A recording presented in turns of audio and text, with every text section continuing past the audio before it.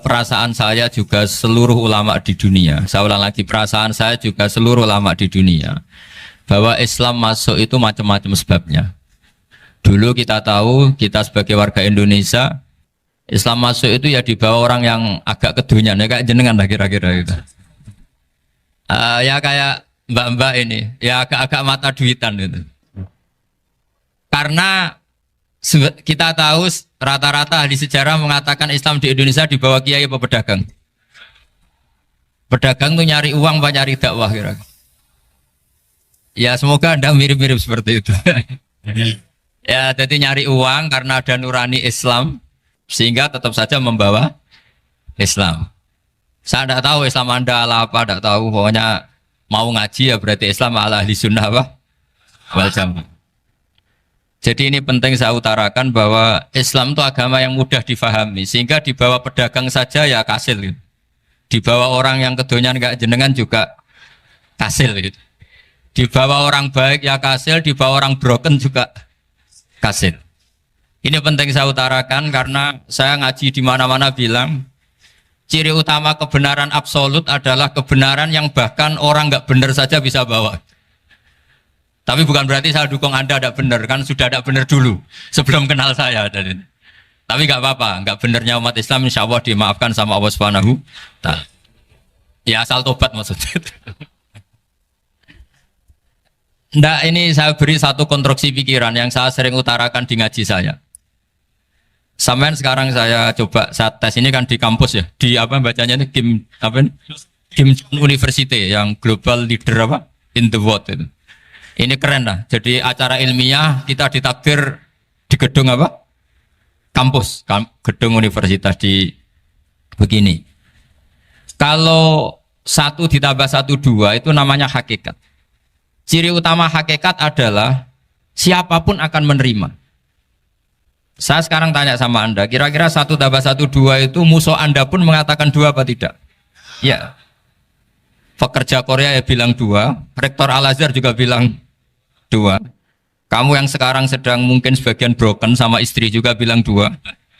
Istri kamu yang mangkal sama kamu juga bilang 2. Yang cemburu ya bilang 2, yang dicemburuin juga bilang 2.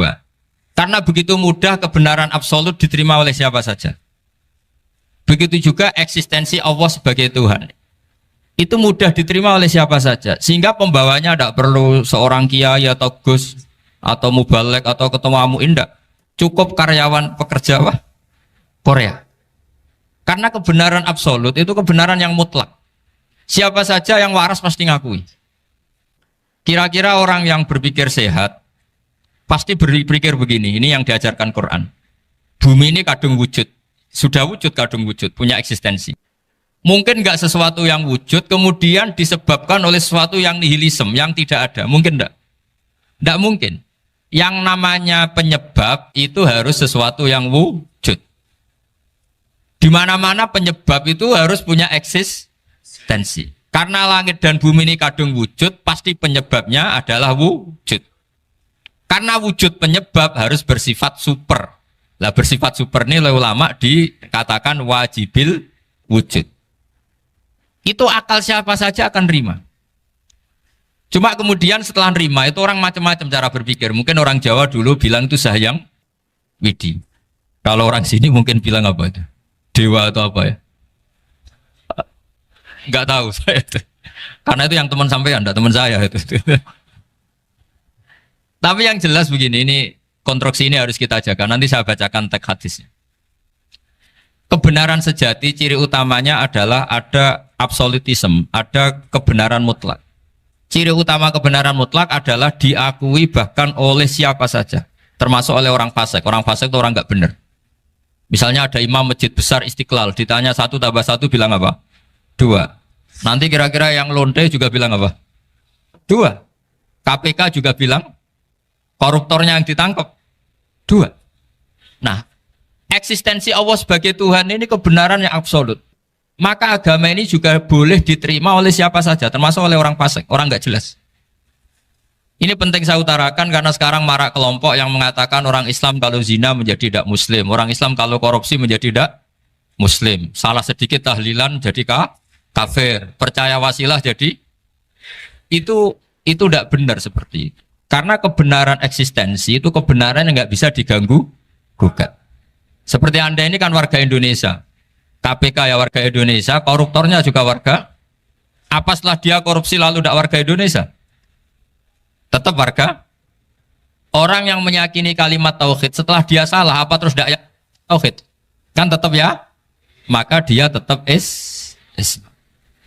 Ini penting saya utarakan. Kalau seorang warga Indonesia yang koruptor, yang macam-macam saja tetap warga Indonesia, padahal banyak kesalahan. Karena status warga Indonesia adalah status yang permanen. Begitu juga status Muslim adalah permanen bagi siapa saja yang melafadzkan La ilaha illallah Muhammadur Rasulullah. Kita tidak bisa mengkafir-kafir kita. Itu juga yang sering dipesankan dan jadi ciri khas ulama ahli sunnah wal jamaah, tidak mengkafirkan orang Islam meskipun melakukan dosa besar. Soal dia salah nanti masuk neraka ya silakan saja, saya ada ikut, paham ya, sampai bisa mencoba. Tapi tetap saja dia Muslim. Analoginya gampang sekali tadi. Orang Indonesia yang salah itu tidak akan merubah statusnya sebagai warga Indonesia. Karena ya memang dia berstatus warga Indonesia. Orang Islam yang sudah melafadzkan syahadat maka menjadi Muslim. Saya di mana-mana berkampanye, berfatwa. Orang kafir yang 70 tahun kafir, sekali melafadzkan kalimat tauhid, itu menjadi Muslim apa tetap kafir? Muslim. Masa kita yang Islam terus, yang kalimat tahlil la ilaha illallah kemudian menjadi kafir karena kalimat itu? Itu faham aneh apa aneh? Wong yang kafir saja menjadi Muslim karena kalimat tauhid, yang Islam menjadi kafir juga karena kalimat. Ini ngajak apa-apaan? Ya ngajak goblok-goblokan, kira-kira kan gitu. Ini penting saya utarakan karena ini penting. Nah, setelah kamu yakin tauhid, ciri utama tauhid itu apa? Menstatuskan sesuatu sebagaimana hakikatnya. Misalnya bumi Korea, ini statusnya tetap buminya Allah. Maka dari awal saya husnudzon sekali sama Allah Subhanahu wa taala bahwa suatu saat di bumi mana saja itu ada tahlil. Enggak ngira kan ada ateis di sini, bumi ateis kemudian ada tahlil, ada sakduna, ada macam-macam. Karena kita ketika sholat, makanya saya tadi janji akan memaknai kalimat-kalimat yang sering Anda baca ketika sholat.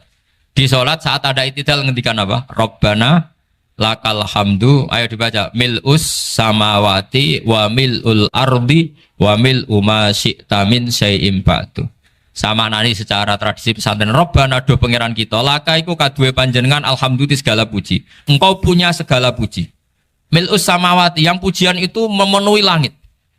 Tentu langit itu penuh dengan pujian, semua malaikat bertasbih, bertahmid. Karena malaikat tidak ada yang kerja di pabrik, itu tasbih terus gitu. Nggak ada yang nyari uang gitu. Nggak ada yang cari won ya. Apa won ya kalau bahasa? Kalau di sini nggak kiainya aja nyari uang. Terusannya apa? Wamil ul ardi, dan pujian itu memenuhi bumi. Korea termasuk bumi Allah apa enggak? Jadi saya sudah menduga suatu saat Korea itu ya penuh dengan pujian. Dan ini betul. Siapa yang ngira kalau di bumi Korea ada yang hafal lagu Sakduna itu? Itu lagu kesayangan guru kita semua, Kiai Haji Maimun Zubair. Gak ada yang ngira. Siapa yang ngira kalau di sini ada ngaji seperti ini? Di Rusia juga sama. Uni Soviet itu negara ateis. Tapi lama-lama pecah karena glasnost itu dan perestorika itu. Kemudian menjadi pecahan-pecahan negara Muslim.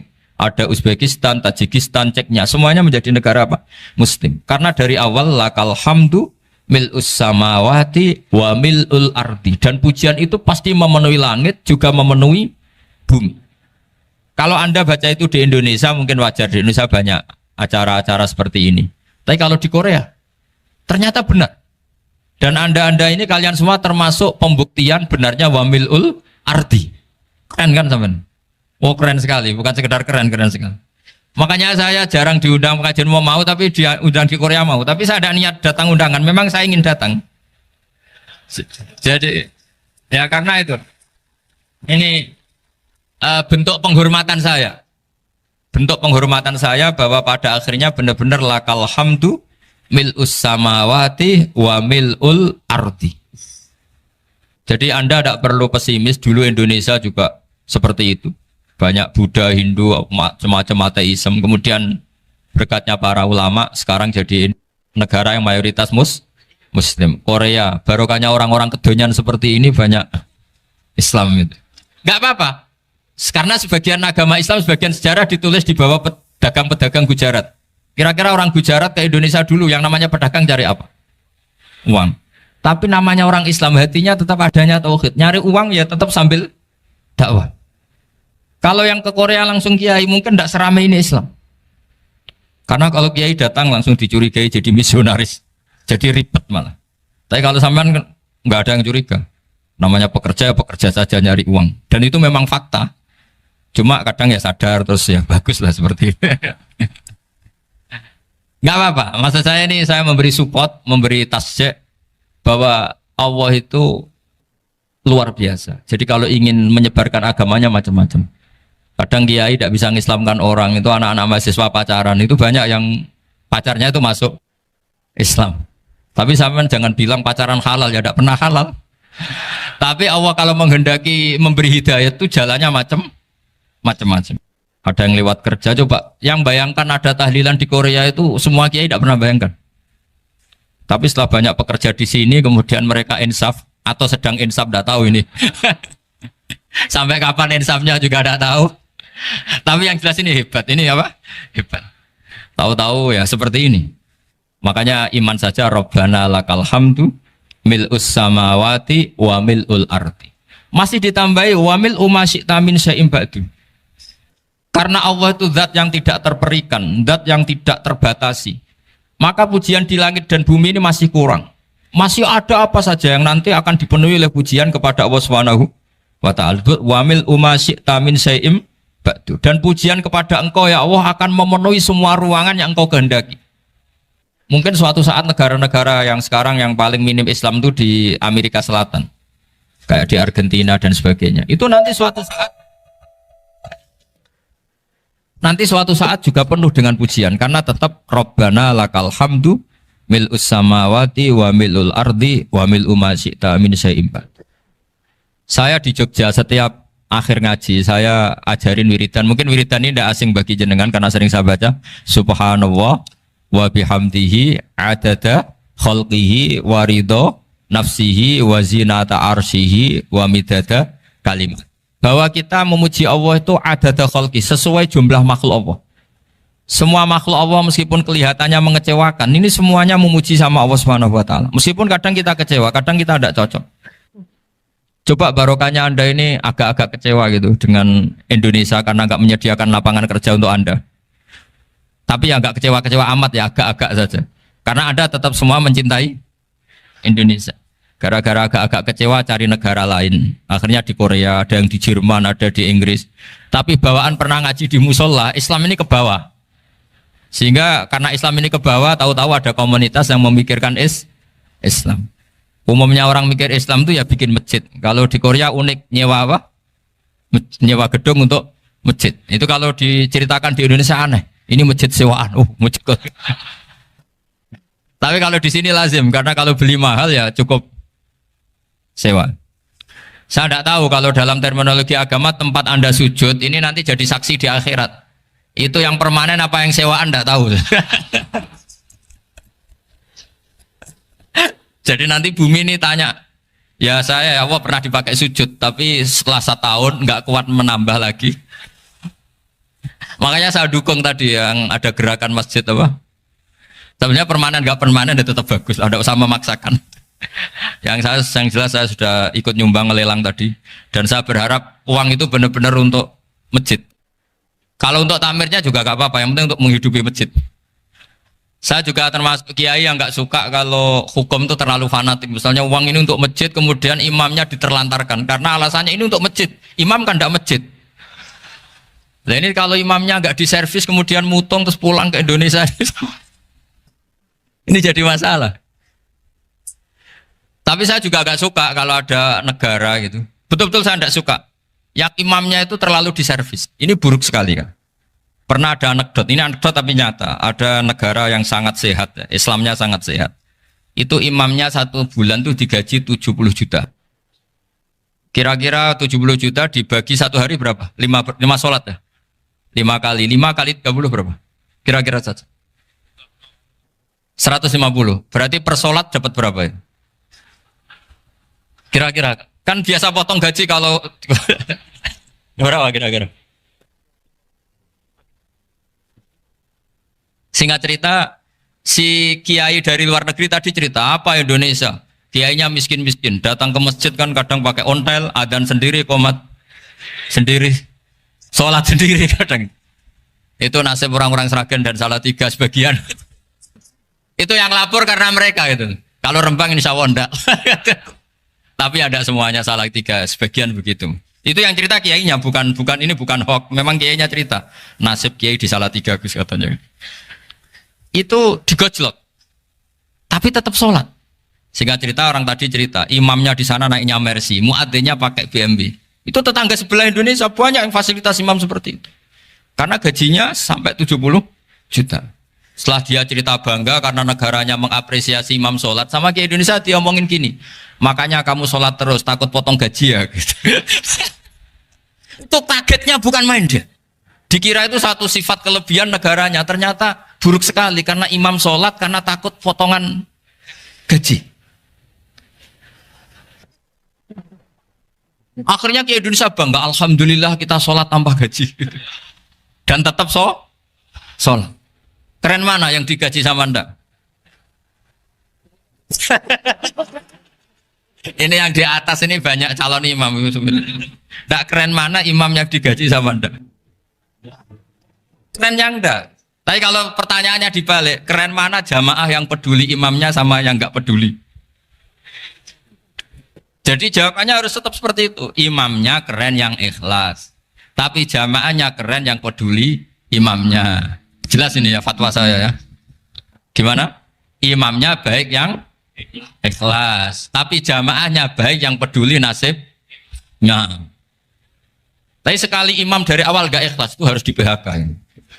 Itu bahaya bagi agama kalau awalnya sudah ada ikhlas. Karena nanti setelah habis subuh terus dihitung. Wong setahu saya sholat terus kok kenapa gajinya tinggal segini? Ya, setahu saya sholat terus kok gajinya tinggal segini. Terus nanti takmirnya bilang kemarin duhur Pak Yai tidak ngimamin, kemarin asar tidak ngimamin. Terus dihitung. Bisa enggak agama akan berjalan seperti itu? Enggak kan? Ya makanya pertanyaannya tadi, suka atau punya imam ikhlas? Suka, tapi imamnya juga suka kalau jamaahnya peduli. Ini penting, jadi saya mensupport Anda, mensupport kalian semua bahwa agama ini akan diurus oleh Allah Subhanahu wa taala. Makanya Sayyidina Umar radhiyallahu anhu kalau disuruh mikir agama itu tidak mau. Tidak mau betul deh. Ketika Umar jadi khalifah itu puncak keemasan masa Islam. Semuanya stabil, semuanya hebat. Sampai Irak, Iran zaman itu Persia masih. Semuanya Mesir. Itu semuanya ikut Islam. Ketika Islam pada puncaknya, yang dikhawatirkan oleh masyarakat adalah begini. Lalu setelah Umar itu bagaimana? Islam setelah dipimpin orang yang tangguh, yang kuat, yang waroi, yang zuhud. Lalu setelah Umar itu gimana? Tapi Umar disuruh mikir gak mau. Sampai setiap Abdullah bin Umar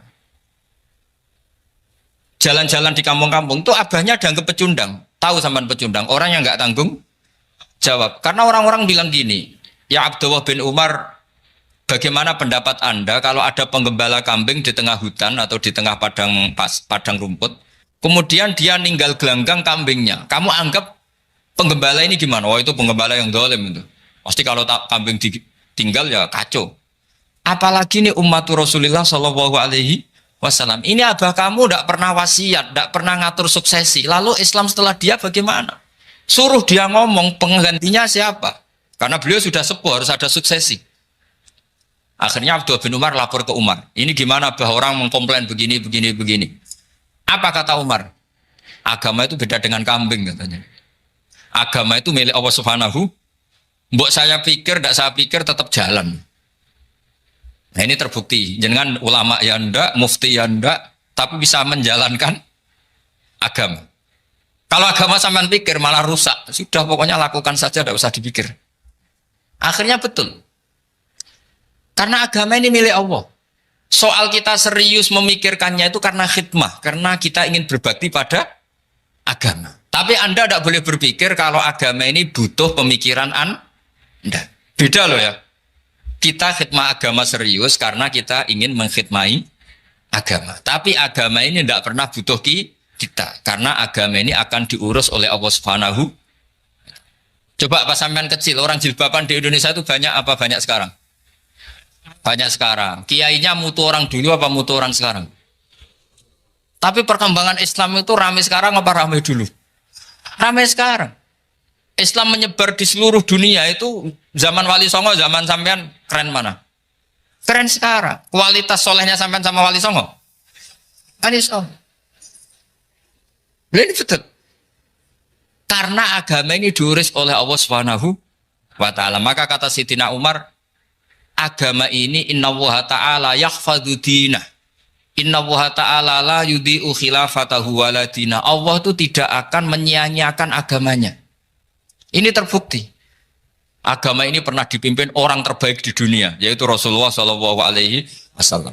Ketika beliau intakola ila rofiqil ala, ketika beliau pindah ke alam sana, diteruskan oleh sahabat yang tentu jauh di bawah Rasulullah. Diteruskan tabi'in, diteruskan para wali songo, diteruskan sang sampean yang jauh di bawah wali songo. Sejauh-jauhnya. Tapi agama jalan sampai Korea. Agama jalan sampai apa? Dulu Wali Songo itu hanya sampai Mojokerto, sampai Tulungagung. Di bawah sampean, Kelayaban sampai mana ini? Korea. Coba kalau Allah tidak ngurus, nggak bisa. Yang gerakkan hatinya sampean peduli sama masjid siapa? Allah Subhanahu wa ta'ala. Yang menggerakkan hati sampean peduli sama agama siapa? Tapi yang menggerakkan sampean ke Korea apa? Uang kan?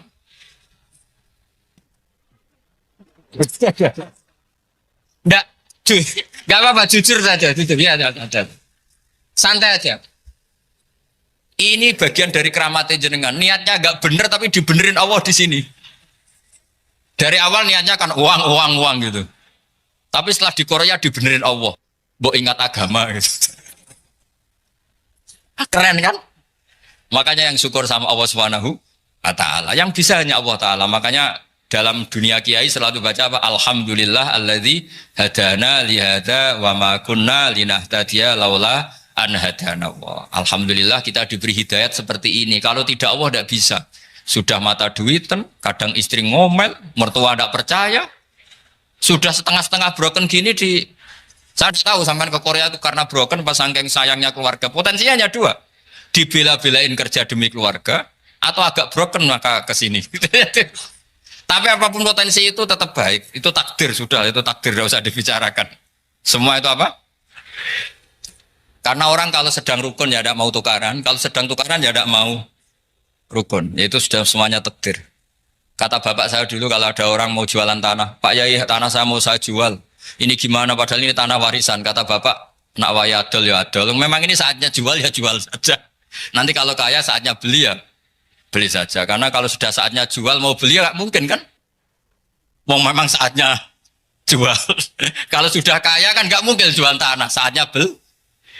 Maka semoga masalah di keluarga sampean ya masalah musiman. Maksudnya yang tukarannya ini musiman, yang rukunnya permanen. Jangan tukarannya permanen, rukunnya musiman. Setelah melihat yang lebih cantik, katut babon, nggak tahu saya katakan. Nah ini semoga katut masjid ini bagian dari kafaroh sampean itu. Jadi kafaroh kesalahan-kesalahan sampean. Ini penting saya utarakan karena agama itu beda. Agama ini diurus oleh Allah Subhanahu. Jadi kita mengerahkan pemikiran itu bukan karena kita akan menyelamatkan agama ini, tidak. Agama ini diselamatkan oleh Allah Subhanahu wa ta'ala. Coba kayak apa Uni Soviet kuatnya itu. Mengkooptasi supaya orang semuanya ateis, semuanya komunis. Itu 100 tahun Uni Soviet begitu. Tapi orang-orang Uzbek, Ceknya, Tajikistan tetap mengajari anak-anaknya tauhid. Itu ada yang cerita itu sampai mengajarkan tauhid itu di bawah tanah, di basement. Tapi Allah menghendaki Rusia itu Uni Soviet jatuh. Ketika jatuh, Negara-negara ini langsung menjadi negara Islam, yaitu Uzbek, Tajikistan, Ceknya. Mungkin nggak mereka langsung menjadi negara Islam, andai kan saat menjadi Uni Soviet benar-benar menjadi ateis. Nggak mungkin kan? Karena saat dikooptasi Uni Soviet, akidah mereka tetap tauhid, cuma nggak berani muncul. Artinya apa? Uni Soviet nggak bisa menghabisi Islam. Kurang kerennya Uni Soviet zaman itu. Bisa nggak menghabisi Islam? Nggak bisa. Donald Trump dulu termasuk Islamfobia. Tapi setelah dia anti-Islam, malah orang Amerika demo supaya memperhatikan Islam. Nggak bisa. Makanya Korea pun nggak bisa menghabisi Islam. Kalau sampean menghabisi Islam sendiri bisa. Karena terus nggak mau sholat, nggak mau zakat, itu sampai. Tapi sampean toh yang Islamnya habis, Islam tetap baik-baik saja. Makanya ini penting saya utarakan supaya kamu pede bahwa agama ini pernah dibawa orang yang pedagang. Ya soal ada sebagian pendakwah yang ikhlas ya banyak, tapi sejarah yang gampang kita lihat adalah Islam itu dibawa oleh apa? Pedagang Gujarat, pedagang India. Nggak apa-apa, sejarah itu meskipun sebagian menentang nggak apa-apa, tapi sejarah itu tetap ada. Pasti sebagiannya memang seperti itu, dan itu tidak masalah. Saya ulang lagi, itu tidak masalah. Coba dulu pemain bola kalau di Inggris itu kalau mau sholat susahnya bukan main. Apalagi kalau mau puasa. Kalau di sini kerja puasa katanya mati lu kalau apa? Puasa. Kalau mau sholat katanya dicari mana ini berhalanya kok.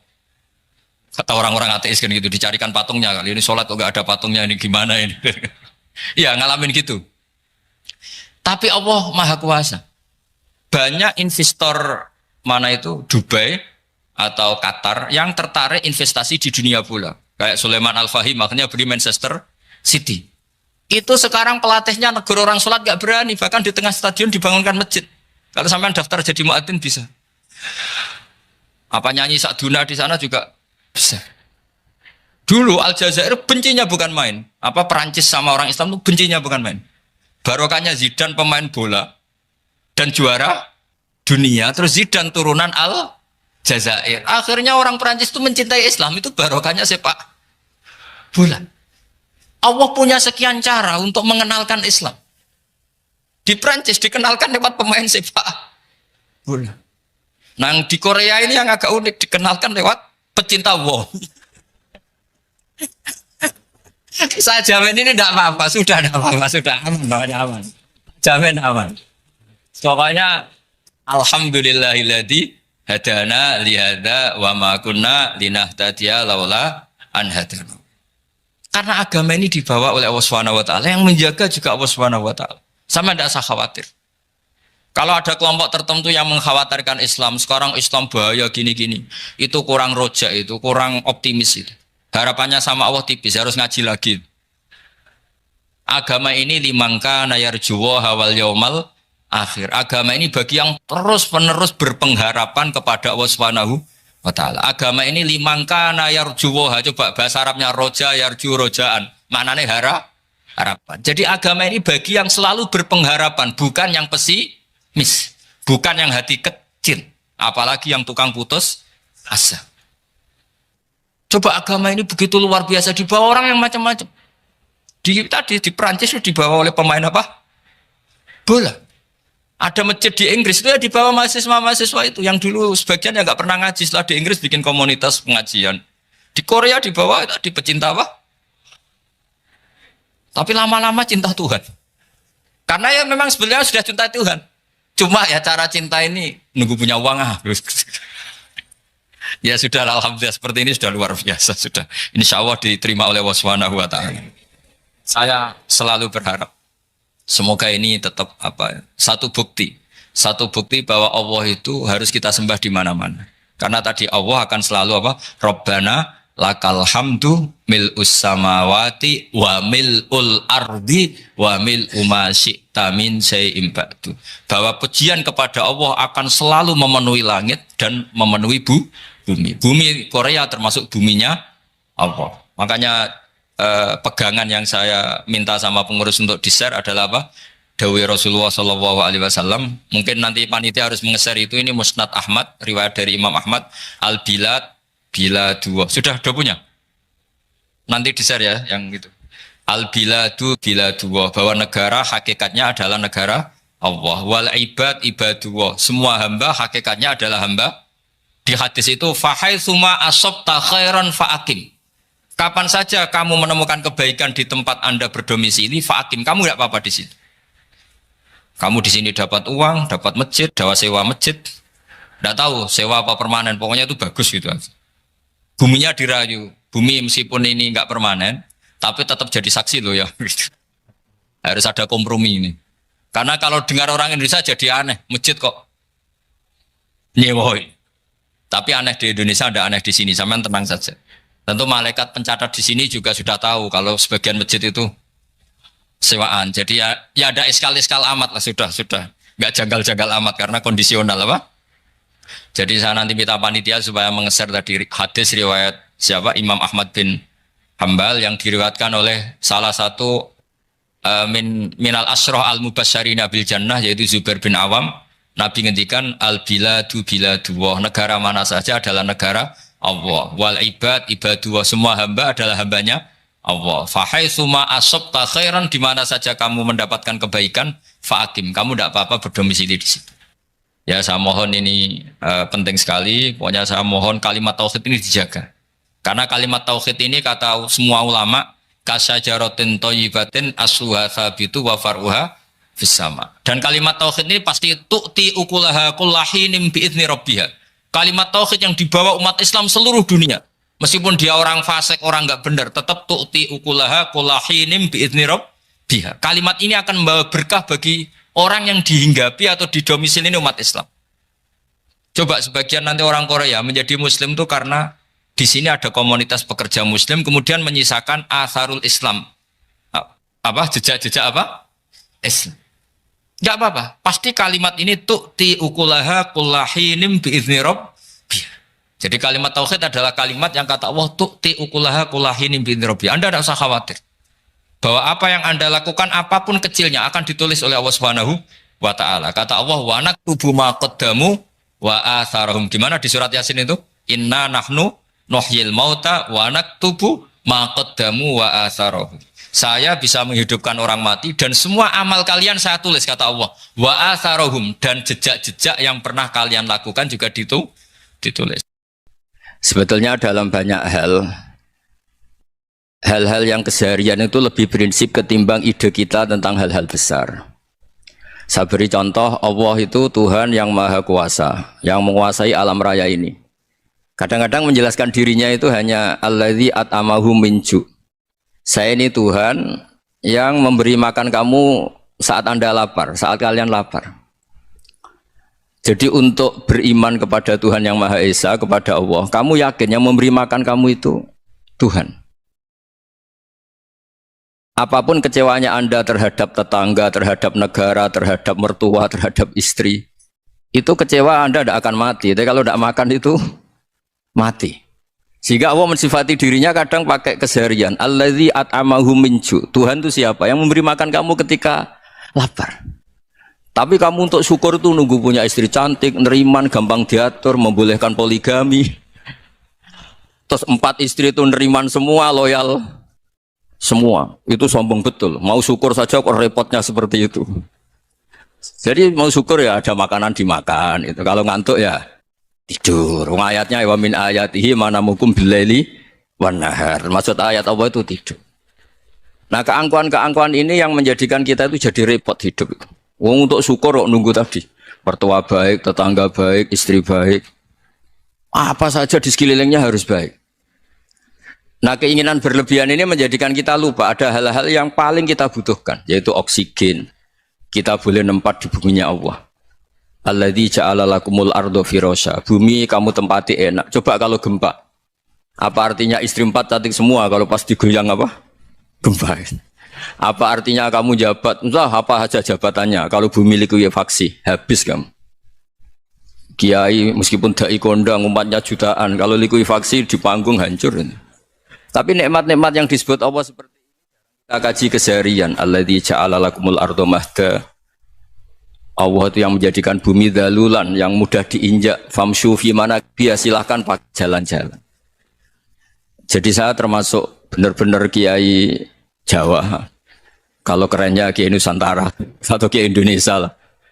diajari bapak saya Ki Haji Nur Salim, diajari Mbah Maimun, itu Islam itu keseharian. Karena ketika Anda memilih hal-hal yang serius, itu tujuan utamanya nyari ridhonya Allah. Dan ridhonya Allah bisa kamu dapatkan sesuatu yang pasti benar. Misalnya dalam sebuah hadis Sahih Muslim disebutkan, Inna woha la yardo anil abdi idha akalal akla fayahmadahu alaiha aw yashraba syarba fayahmadahu alaiha. Itu redaksinya, inna itu sesungguhnya, la yardo juga pakai lam taukid, juga maknanya sesungguhnya. Sungguh-sungguh Allah sangat ridho ketika seorang hamba itu makan ketika sesuap nasi dia muji Allah, ketika minum seteguk nasi dia muji Allah. Itu kalau orang diridhoni Allah itu wali betul. Itu untuk jadi wali itu gampang, kamu makan ridho, kamu nginjak buminya Allah ridho seneng, kamu hidup keseharian aman seneng. Nah ini supaya sampean kita semua ngaji betapa panduan Rasulullah untuk menggapai ridho Allah itu banyak yang keseharian sekali. Saking kesehariannya banyak dalam hadis dan itu sahih. Nabi menyebut hal-hal yang keseharian. Hatta ma tas'alu fi fimra'atika, kamu punya uang kemudian istri kamu bisa makan, itu ibadah. Bahkan sebagian ibadah itu dicontohkan Nabi yang akhirnya diprotes sahabat. Yaitu wa fi buti ahadikum sedekah, kamu menggauli istri kamu itu ya sedekah. Sampai sahabat bilang, yang benar ya Rasulullah. Ayati ahaduna syahwatahu wa huwa lahu ajrun. Masa urusan biologis, urusan syahwat kemudian dia dapat pahala. Nabi menjawab, alai salawadu'aha fi haramin akana alaihi wisrun. Bagaimana kalau dia meletakkan ke yang tidak benar, itu kan dosa. Nah, hal-hal seperti ini yang saya ingin teman-teman semua lah, semua. Saya juga agak ingin ngaji demi Anda juga agak ingin. Itu dosa sekali ngaji kok pesanan kelompok tertentu itu enggak boleh. Islam itu untuk semua. Jadi ya cuma karena di depan saya jenengan ya seakan-akan jenengan korbannya. Itu ada ilmunya dalam usul fikih itu. Jadi orang itu harus ngaji usul fikih. Nama yang disebut, mungkin Mas Sufyan masih ingat zaman ngaji usul fikih. Nama yang disebut itu tidak jaminan sebagai prioritas perintah. Jadi misalnya gini, kebetulan yang di depan Nabi itu Abu Dzar. Nabi ya bilang, ya Abu Dzarin ini uhibbuka misalnya, atau ya Mu'ad ini uhibbuka, atau ya Abu Hurairah ini uhibbuka misalnya. Banyaklah riwayat yang Nabi nyebut ya Abu Dzarin, ya Mu'ad, ya Abu Hurairah. Kemudian misalnya Nabi meneruskan khitab, ini uhibbuka, saya mencintai kamu, fakul dubur sholatin, atau sebagian riwayat disebut falatadaan dubura kulli sholatin, Allahumma inni ala dzikrika wa syukrika wa husni ibadatik. Saya mencintai kamu, siapa saja. Mu'ad bisa, Abu Dzar bisa siapa. Saya mencintai kamu, mohon kalau habis sholat kamu jangan lupa wiridan Allahumma a'inni ala dzikrika wa syukrika wa husni ibadatik. Ya Allah, tolong kami permudah supaya mudah ingat engkau. Anda tidak bisa mentang-mentang, wong nama saya Parmin, nama saya Purnomo, itu yang diperintahkan Mu'ad misalnya. Jadi yang disebut satu, tapi khitab itu untuk siapa saja. Saya teruskan ya. Jadi saya mohon semua kita melakukan kebaikan itu, kalau dalam kaidah fikih disebut al yakin la yuzalu bisyak. Banyak kebaikan yang kebenarannya itu 100%. Tidak punya efek samping ke pihak lain, ke kelompok lain, ke komunitas lain. Yaitu tadi misalnya Anda makan dan itu murah sekali, hanya butuh satu piring. Setiap kunyahan kamu muji Allah, setiap minum kamu muji Allah. Itu redaksinya Rasulullah SAW disebut Allah sangat ridho ketika seorang hamba makan, kemudian dia memuji Allah, atau minum kemudian dia muji Allah. Logikanya gampang. Negara seperti ini yang kamu harapkan bentuknya kayak apa, mertua, ipar, komunitas, tetangga, itu nyata terjadi itu kan belum pasti. Sementara yang mesti terjadi adalah kamu butuh makan, kalau tidak mati. Butuh minum, kalau tidak mati. Butuh bumi yang nyaman ditempati, kalau tidak kita juga mati. Sebab itu Allah kalau menyebut nikmatnya itu hal-hal yang keseharian. Alladzi at'amahum min ju'. Allah itu siapa? Allah itu yang menciptakan kamu bisa makan. Tidak berlebihan. Allah itu yang menciptakan kondisi sosial itu ideal. Zaman Nabi itu ya ada orang munafik. Orang-orang pilihan Allah itu juga diuji orang sekelilingnya yang macam-macam. Semua diuji sesuai konteks zaman dan waktu. Nah, tapi ada ibadah-ibadah yang selalu disarankan Nabi. Sampai Nabi itu pernah ditanya, ayul Islam ya khairun ya Rasulullah, Islam terbaik itu gimana? Jawabannya Nabi itu unik. It'amut to'am. Islam terbaik itu ya makan-makan, yang santai-santai. Ketika Allah menyebut beberapa kebaikan, falak tahamal akobah, wa ma adrokan apa? Mal akobah. Terusannya apa? Fakku rokobah. Terusannya apa? Au it'amun fiyaumin di masubaya. Atau acara makan-makan itu juga Islam. Kenapa? Ya bayangkan kalau tidak ada makanan, kita mati kan? Kondisi sosial tidak ideal tuh Anda masih gak apa-apa. Tapi kalau Anda tidak makan, Anda tidak minum, kamu punya istri cerewet masih bisa hidup, punya mertua cerewet masih bisa hidup. Tapi kalau tidak makan bisa mati. Berarti penting mana istri sama makan? Penting mana? Makan. Semoga istri Anda dengar. Nanti kamu disuruh makan tapi pulang deh. Itu kalau dibahasakan makan masih memahami. Penting mana nasi satu piring dengan istri. Nggak ada nasi mati, nggak ada istri belum mati. Penting mana? Gak berani jawab kan? Nah, ternyata Anda ada garang kan di depan istri. Jadi saya mohon lah, mungkin Mas Sufyan Sauri tadi yang bisa bantu lah. Teman-teman tuh ngaji yang keseharian saja. Karena kita nyari ridho Allah itu berdasar firman Allah. Dan firman Allah itu menyebut keseharian tuh riang, gampang. Yaitu tadi misalnya wa min ayatihi manamukum billaili wan nahar. Termasuk ayat-ayat Allah itu kamu tidur. Maka dulu itu ada guyonan, ada tokoh Mu'tazilah, kelompok dalam Islam yang berpikir manusia itu bisa menentukan ikhtiarnya sendiri. Karena saya bisa duduk, ingin berdiri, berdiri. Karena kelompok ini nggak terima kalau semua kehendak Allah, nanti bagaimana kalau semua kehendak Allah kok ada hisab ya, ada sanksi. Lucunya itu dia akhirnya ini cerita ya, mencintai seorang perempuan cantik sekali. Dan itu dia menjadi ahli sunnah itu oleh hal-hal yang sepele. Karena istrinya cantik, ya namanya suami istri itu hubungan intim. Terus ditanya, Mas, masih ingin lagi? Masih. Silahkan diulang lagi. Wah ya tidak bisa. Katanya manusia bisa menentukan yang diinginkan. Itu tobat itu. Itu nggak bisa ditobatkan Mas Sufyan Ats-Tsauri. Orang cantik yang mudah nobatkan orang itu orang cantik. Segampang itu.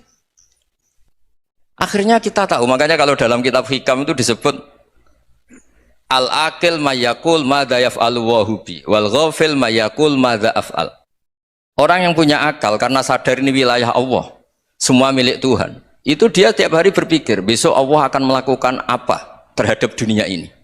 Kamu merencanakan suatu mau plesir ternyata gempa. Mau wisata ke Rusia ternyata perang. Kamu tidak pernah tahu apa yang akan terjadi besok. Wa ma tadri nafsum madza taksibu ghadan. Tapi anda semua kita ini sering punya jadwal permanen. Makanya saya kalau diundang siapa saja, isanut takdir. Yang jelas Gus ini acara penting. Ya masih acara penting nak pangeran ngersakno piye? Kok ape dadi pangeran? Kamu kok mau jadi Tuhan? Itu kadang ya kiai gitu. Penting Gus acara ini jenengan harus memastikan bisa. Loh kamu itu yang ngajarin tauhid sesuatu itu biadillah kok bilang-bilang apa pasti. Kalau maksa terus tak tobatkan dong kamu kata saya itu. Ya kalau gitu Gus bilang insya Allah. Wah itu hati saya, fisik saya, roh saya sudah bilang insya Allah. Tidak usah kamu latih kata saya. Nah hal-hal tauhid keseharian itu gampang sebetulnya. Wal ghafil yaqulu madza af'al. Tapi orang yang lupa Allah dia setiap hari bilang besok apa? Kita bisa melakukan apa? Seakan-akan dia itu aktor, dia penting, dia subjek permanen, dia. Padahal kita ini hanya objek kehendak Allah Subhanahu wa taala. Karena kita yakin sesuatu yang terjadi di alam raya ini kita tidak bisa apa-apa. Makanya saya sering ngaji, sering bilang saya, ketika Anda mensifati Allah, Dia yang menghidupkan. Sudah itu tanamkan sehingga ketika kita mati santai saja. Kenapa santai? Allah punya cara menghidupkan kita. Zaman kita hidup juga gak tahu caranya ngelola jantung, ngelola paru-paru. Kamu juga gak tahu ngelola oksigen yang tidak beracun, tidak ngandung polusi. Tahu-tahu hidup. Gak ingin tua ya tahu-tahu tua, gak ingin mati tahu-tahu mati. Selama ini kita hidup juga gak tahu apa sebetulnya. Hanya gaya tok, punya jadwal, punya planning. Kalau kamu bisa menentukan pilihan Anda, pasti Anda istrinya cantik, 4 neriman semua, kona'ah semua. Nyatanya enggak kan? Sudah 1 jelek, cerewet. Oh itu kan, nyatanya enggak bisa apa-apa Anda kan? Dan kamu bawa mati lagi. Itu kan, istri Anda juga gitu, punya keinginan, punya suami yang ganteng, yang jabat, yang neriman, yang enggak poligami. Ya enggak kesampaian juga. Kalau kita ngitung tingkat kegagalan kita itu gagal terus. Ya kan? Nah, terus ingat Allah, madza yaf'alu wa bi. Orang yang punya akal selalu berpikir Allah itu menghendaki apa terhadap saya. Loh, sama-sama orang itu loh.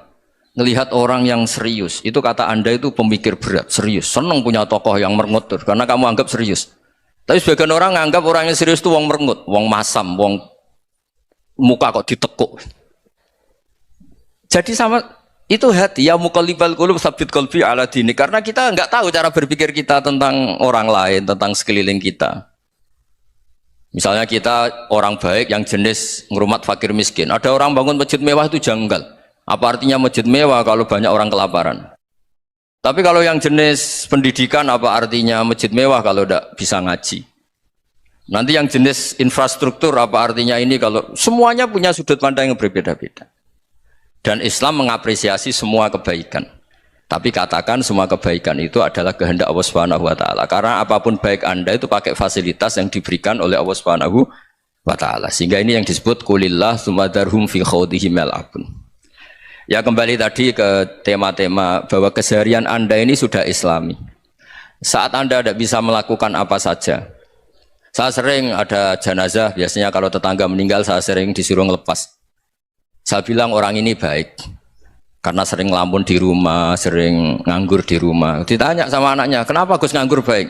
Ya kalau dia nganggur artinya juga agak berbuat sesuatu yang maksiat kan? Ya kan? Orang nganggur di rumahnya ya tidak bunuh orang, tidak maling, tidak korupsi, ya namanya nganggur di rumah. Lah cuma istri cara pandang nganggur gak menghasilkan uang gitu. Tapi juga gak menghasilkan kriminal kan? Jadi sebenarnya Islam itu, makanya kalau sampai ngaji usul fikih itu ada kitab usul fikih namanya Lubul Usul, itu terkenal sekali di pesantren itu. Itu kalau ngapresiasi keseharian itu luar biasa. Isma min mubahin illa wa yatahaqqaqu bihi tarku haramimma. Karena keseharian yang mubah saat Anda lakukan itu ada kehebatan yang luar biasa, yaitu meninggalkan haram. Makanya dulu banyak orang-orang alim ketemu temannya itu guyon sampai semalaman. Itu biasanya yang semangat Islam itu, kiai kok udah tahajud, kiai kok udah witir. Orang yang sedang mapan uangnya banyak, malam itu udah kelayaban itu sudah luar biasa. Melawan nafsu supaya tidak maksiat itu sudah luar biasa. Supaya lupa guyon sama temannya semalaman sampai subuh. Gejolak-gejolokan ngenang zaman miskin, zaman kuliah gak jelas, zaman apa. Melihatnya jangan tarkut tahajud. Seperti ini meninggalkan tahajud, tapi meninggalkannya ini talkul muharramat. Jadi kayak apa hebatnya? Sehingga Imam Ghazali punya riwayat yang agak unik. Hatta takuna ibadatu akhiri hadil ummah iku an-naum. Sehingga suatu saat ibadah terbaik umat ini itu tidur gitu. Itu kan riwayat kontroversi. Ketika Imam Ghazali ditanya, kenapa iya? Kenapa kamu mulai keluar dari rumah itu sudah banyak maksiat, melihat perempuan yang enggak mahram, melihat fenomena. Tapi kalau kamu tidur itu enggak melihat apa-apa. Tapi juga kamu jangan nganggap tidur itu ibadah betul. Saatnya melakukan fardu ain malah masih tidur. Tapi itu sudut pandang yang menjadikan kita Islam itu gampang. Jadi saat Anda tidak bisa aktivitas apa-apa, misalnya ada beberapa orang yang lumpuh. Lumpuh itu memang nggak bisa Jumatan, nggak bisa ibadah, tapi dia juga nggak bisa maksiat. Tidur itu memang Anda saat itu tidak bisa tahajud, tidak bisa witir, tapi saat itu ada zina, ada maling, tidak gosipkan orang, tidak bully orang, tidak menanamkan kebencian, tidak hasud. Sehingga tidur menurut Allah Ta'ala ya wa min ayatihi manamukum billaili apa? Wan-nahar. Karena di tidur itu selain ada unsur istirahat, jaga kestamina, juga ada unsur meninggalkan beberapa keburukan. Nah, saya mohon ibadah yang keseharian ini kita jaga. Supaya kita semua baca ayat itu fasih. Fasih itu tertanam di hati. Allah itu siapa? Alladzi at'amahum min ju'i wa amanahum min khauf. Dan Allah kalau cerita di Quran tuh anna sababnal ma'a sabba tsumma syaqqaqnal ardha wa syaqqa fa ambatna fiha habba wa inaba wa qadba wa zaituna wa nakhla wa hada'iqa hulba. Kamu tahu saya ini siapa, kata Allah? Saya ini adalah Tuhan yang menurunkan air, kemudian ada tanaman banyak. Habba wa inaba wa qadba, ada zaitun, ada tin, kalau orang Jawa mungkin ada tela, ada padi, ada mangga, ada pisang. Sudah. Wa inaba wa zaituna wa nakhla wa hada'iqa hulba, ada perkebunan yang lebat. Tujuannya apa? Mata Allahkum, silahkan kamu pakai, kamu nikmati. Tapi karena kadang kita ini punya ide-ide besar, Tadi untuk syukur saja nunggu punya istri riman, rumah baik, tetangga baik, komunitas baik, semuanya baik baru syukur. Lama-lama nanti ada di surga, syukurnya nunggu surga paling kelas A. Itu sudah ada yang menghuni Rasulullah, kamu nggak boleh di situ. Masa untuk syukur saja, repotnya Masya Allah. Jadi mohonlah Quran yang kalau Anda hafalkan juz amma itu kan ada ayat-ayat yang kayak tadi. Ya, fal yang dzuril insanu ila to'ami. Coba lihat apa yang kamu makan ya, dari mana, dan untuk mempertahankan hidup kamu keseharian. Jadi jangan kira ibadah itu harus membentuk komunitas yang versi Anda, ibadah itu harus yang hal yang mulu-mulu. Kesehariannya Anda alami. Loh, ini saya tidak bikin-bikin, saya ngaji bukan karena berdasar pesanan. Itu ayat yang saya baca kan betul ada ayatnya kan, fal yang dzuril insanu ila to'ami anna sobabnal ma'a sobba thumma syaqqaqnal ardo syaqqa fa ambasna fiha habba wa inaba wa qadba wa zaituna wa nakhla wa hadaiqa khulba. Terusannya apa? Mata'al lakum, silakan kamu nikmati. Mata itu silakan kamu nikmati. Ya kayak sampean dikasih hidangan ya makan. Ya sudah makan, habis makan ya minum, habis itu ngantuk ya tidur. Ya sudah normal-normal saja. Kayak apa indahnya Islam. Tapi Anda mencari Islam yang gimana lagi? Nah itu yang diajarkan guru-guru kita, diajarkan sanad kita sampai Wali Songo, sampai Rasulullah SAW. Bahwa pada akhirnya ada jihad, ada perang. Itu dulu memang perang, bukan membunuh, beda. Dulu kita dijajah Belanda ya perang, dan itu normal karena kita dijajah. Jadi ketika orang lain ingin baik sama kita, wa in ahadum minal musyrikin astajaroka ya fajirhu hatta yasma'a kalam Allah. Kalau mereka ingin baik ya kita baik. Makanya ada istilah mustakman, mu'ahad. Kalau mereka ingin damai, berdampingan dengan kemajmukan, ya itu yang lebih baik. Karena memang Islam menghormati proses perdamaian. Wa in janahu lis-salmi ya fajnah lah. Kalau ingin damai ya kita harus damai. Jadi, andai kan dulu Belanda datang ke Indonesia kok minta besanan. Gitu. Ya mungkin kita juga senang karena memperbaiki hidung kan, kalau minta besanan gitu. Nah tapi wong jajah dulu itu kan masalah kan? Apa? Masalah kan? Jadi saya mohon ya, jadi apa? Makanya saya tadi minta sama Bapak Kadensus kemarin juga pernah main ke saya. Jangan sering ketemu saya ini sudah uzlah, saya ini sudah mau daftar jadi resi. Saya itu kemarin di Muktamar juga agak datang, acara di Jogja juga sudah. Karena memang keluarga saya dulu itu bahasa ya, bapaknya bapak saya itu nggak keluar rumah itu puluhan tahun. Memang punya adat uzlah. Ya makanya ngaji saya ngaji aja yang gampang-gampang aja, yang nggak orderan, yang nggak pesenan ngaji aja dulu yang gampang. Saya ikhlas, yakin betul saya ikhlas. Ikhlas itu menurut saya itu roh. Orang nggak ikhlas menurut saya itu orang aneh. Ikhlas itu gampang, sudah saya bilang. Kalau kamu yakin ilmu itu milik Allah, ngasihkan juga ikhlas itu milik Allah. Apa sih yang kamu punyai sehingga kamu tidak ikhlas? Uang milik Allah, energi kita milik Allah, bumi milik Allah. Kemudian kamu merasa memiliki. Merasa memiliki itu kalau dalam ilmu tasawuf sudah kesalahan kan. Bagaimana Anda punya? Coba tahu-tahu tanah itu kok milik Anda. Karena saya beli, Gus. Saya beli dari orang, dari Zaid. Padahal yang asli punya itu Allah. Apa benar kamu pernah beli sama Allah? Zaid ini pemilik nisbi, pemilik yang enggak sebenarnya kan? Ya enggak? Yang benar-benar pemilik itu Allah. Kok kamu ngerasa itu bumi kamu itu atas nama apa? Coba. Milik kan harus beli atau dikasih. Enggak semua kan? Nah, makanya terus famshu fi manakibiha, dan Allah menyebutnya, sudah saya ini yang menciptakan bumi. Waladzi ja'ala lakumul arda dhalulan. Dan Allah menyebutnya sederhana, famshu fi manakibiha, silakan jalan-jalan. Terusannya apa? Wakulu mirizki, silahkan makan-makan. Jadi Islam itu yes. Ya makanya kiai-kiai itu ada acara makan, sampai ada guyonan fikuli makanin makan di setiap tempat ya makan. Nggih ngoten guys, pokoknya sing gampang-gampang mawon nggih. Nggih Mas Sufyan nggih sing gampang-gampang mawon nggih. Assalamualaikum warahmatullahi wabarakatuh.